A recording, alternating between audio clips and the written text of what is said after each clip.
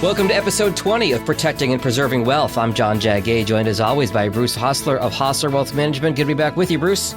John, good to be with you today. Part 2 of our podcast on avoiding estate planning mistakes. What do you have for our listeners today? John, I want to review the 8 big estate planning mistakes that I see people make. All right, Bruce, I have the list here. I'm going to lob them down the plate, let you swing. We'll start with number 1, failing to establish an estate plan. This one seems pretty straightforward. What do you mean here? So when we run into people that haven't done any estate planning at all, they don't have a will, they don't have a trust, or maybe they've just done a simple will and they have a very complex estate and they should have done a trust, they can create a lot of work for their loved ones and their families, and they can create a lot of unwanted taxes by not having any documents. For example, if you have a house and you haven't put an Arizona beneficiary deed or a trust together, and now it's in the will, or maybe you don't even have a will, now it all has to be probated. That can be delayed for months. The attorney's fees in Arizona, they say on probate, run roughly between 4 and 7%. Just figure if somebody has $1 million house, how much money that's going to be, 40 to 70,000 in potential attorney's fees just to probate that needlessly. So failing to do any planning at all, that's the number one first mistake we want to make sure our listeners don't make. That's a pretty big umbrella one specifically, and we kind of alluded to this in the previous podcast on this topic. That is failing to fund your trust. What do you want our listeners to know about this mistake? When I use that term, funding your trust, people say, what is that? Really, it's just simply retitling your properties, retitling your assets, retitling your accounts into the name of the trust. If you don't move the assets into the trust does not own the assets, and so the rules of the trust cannot apply to those. And then the client's family ends up with a big mess trying to get these assets moved over and into their names, and so it can benefit their loved ones. And we see this happen all the time. People will go into an attorney and they'll get a trust drawn up. They'll bring it back. They'll put it on the shelf. They'll act like they're, praying to Allah and say, I've got my trust, but they don't do anything to fund it. And so they pass away and the trust is unfunded. It's the second biggest mistake that we see, that people have not properly titled things. And, things change. You sell an expensive car, you buy an expensive car, you sell a house, you buy a house, you refinance a house and you forget to put it back in. You change advisors and the new advisor doesn't put it in your trust account. Oof. They just put it in a joint account with you and your wife. Or worse yet, they put it in an individual in his account because the husband goes to the meeting alone. She doesn't want to come. And now all of a sudden, to transfer that into her name, she's got to probate that whole investment account. Ugh. It can be a mess. Sounds like a real nightmare. I think I know where you're going to go with our third one, but I will keep my mouth shut and let you answer it. Failing to update beneficiary designations after life changes. I have a clue where this might be going, Bruce. It's gotten better, but for example, I've seen families where there's been 1 or 2 of the last grandbabies and they did not get included in the beneficiary forms. Oof. Or perhaps, your daughter, she divorced the jerk that she married that you never approved of, but somehow you never updated your beneficiaries right. And so that guy's going to try and get a hold of some of her inheritance. And or, after a divorce, there's an article in the New York Times a number of years ago. There was a pension pickle was the name of the article. The wife, before she got married, was a school teacher and she filled out her pension form. And she was married to her husband for 36 years and she put her mom and dad as the beneficiaries on there. She eventually passed away. Her husband, the account was well over $1 million. He got disinherited for over $1 million because she never updated that beneficiary form.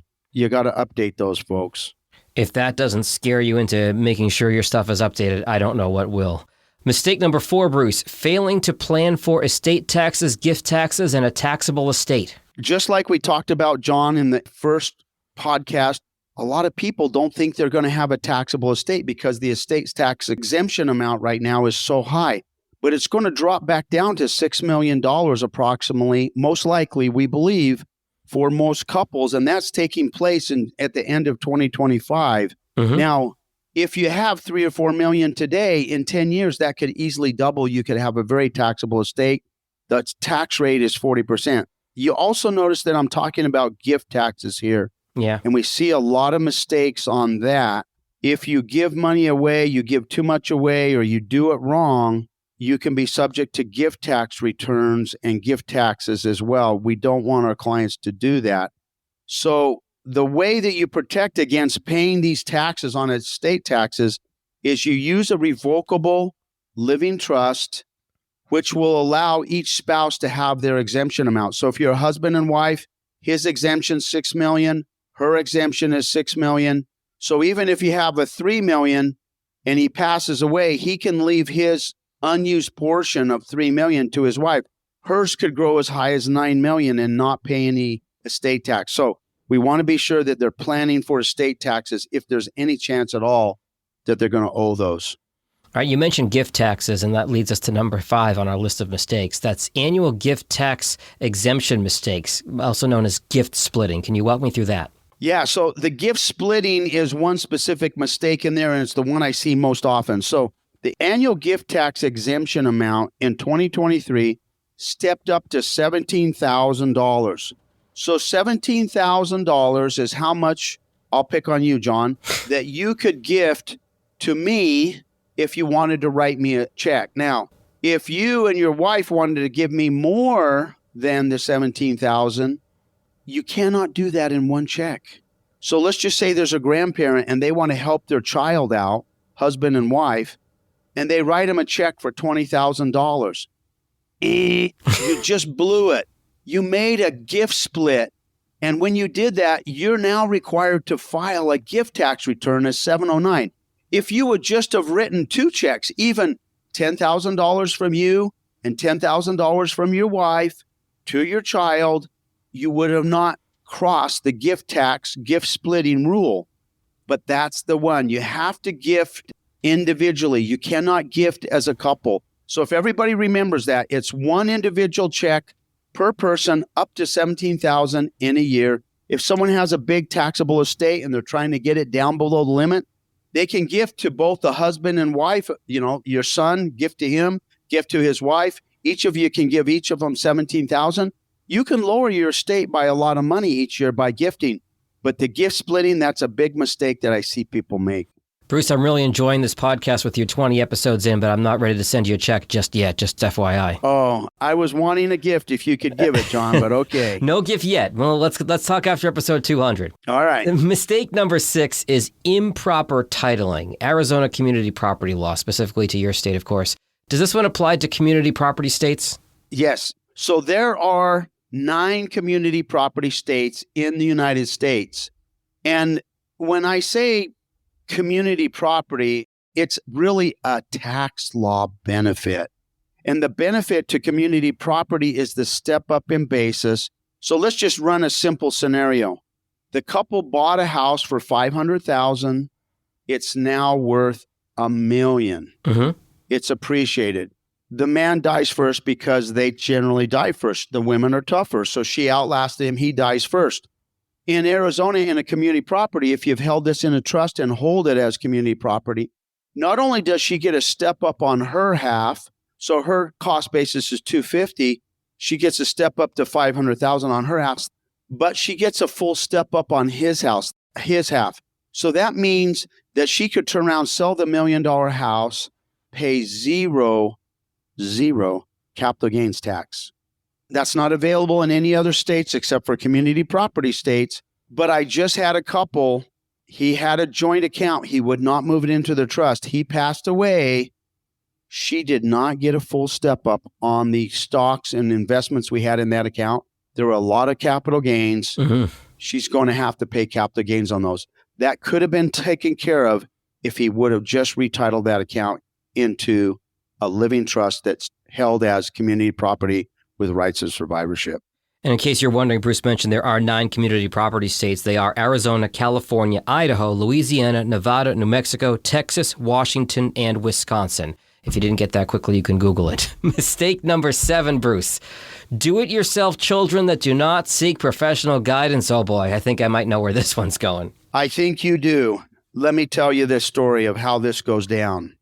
Mom and dad have been frugal all their lives.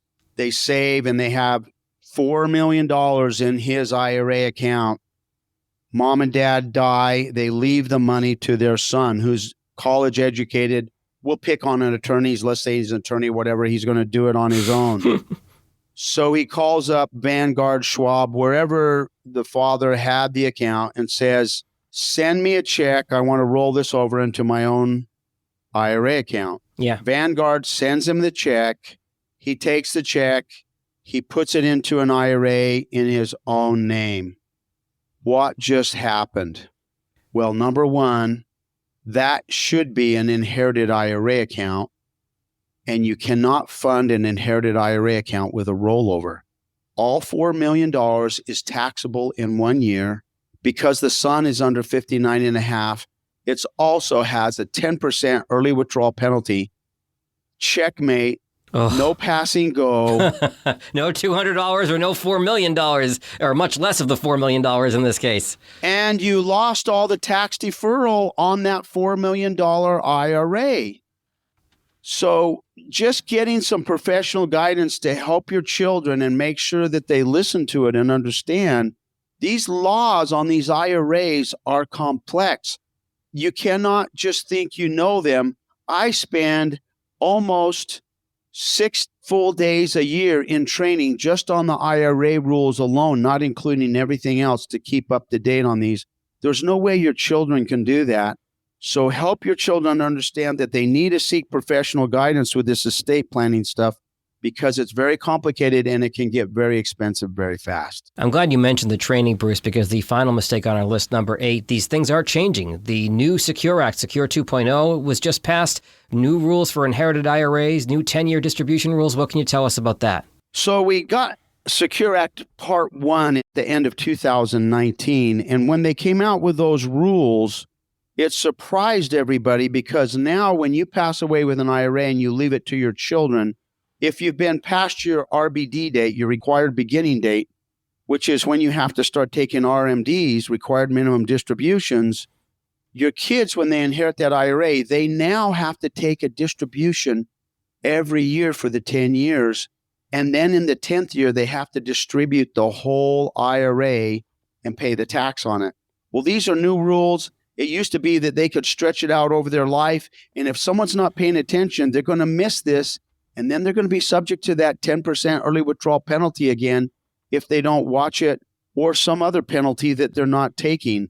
And so usually in this case, when someone's died, there's not a 10% early withdrawal penalty, but they're going to be in trouble and they're going to be subject to penalties for not taking that IRA out. And the RMD requirement was 50%. They just lowered it to 25%. But why have the kids pay any penalty at all if they don't have to?